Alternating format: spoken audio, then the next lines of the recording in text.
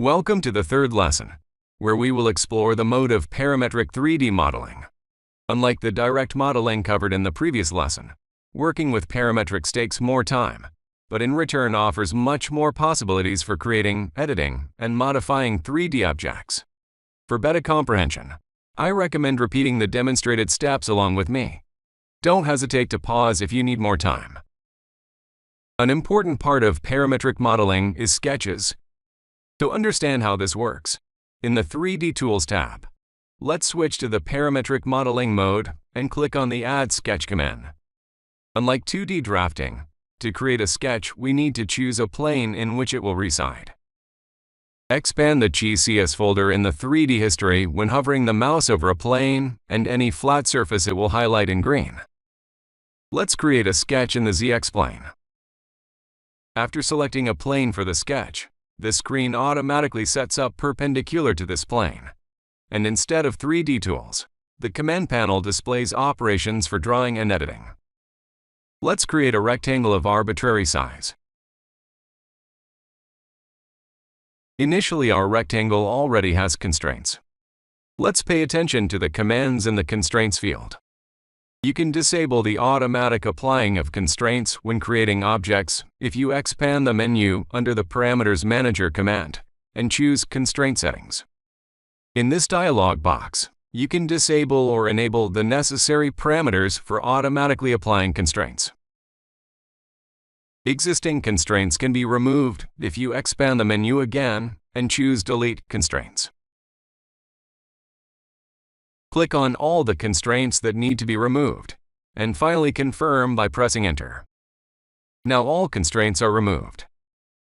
In parametric modeling, dimensions are related to constraints for a reason. Let's apply dimensions to our rectangle. Select the linear dimension.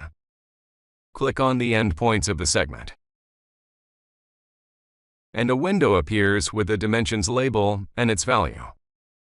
Editing this dimension automatically changes the geometry of our rectangle. This can be avoided by adding constraints to the sketch. For example, set the width to 50. You can set the necessary parameters in the Constraint Settings dialog box.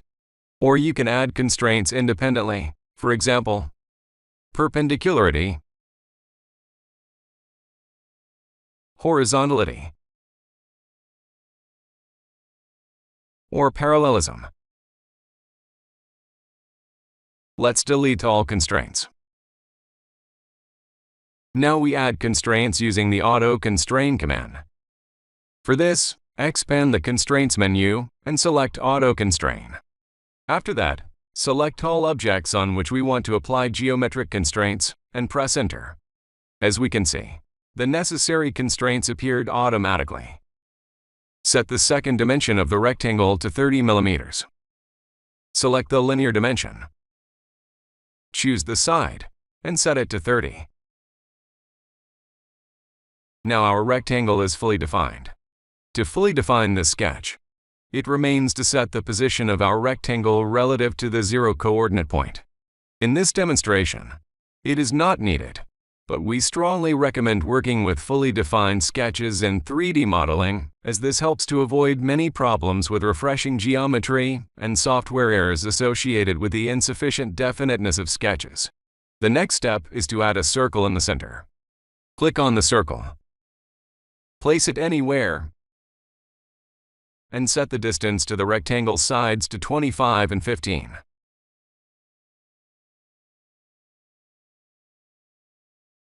Now the circle is centered within the rectangle.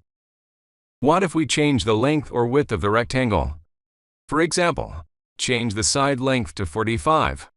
The distance to the circle's center remains unchanged, and now it is offset from the center. Here begins the magic of parametrics.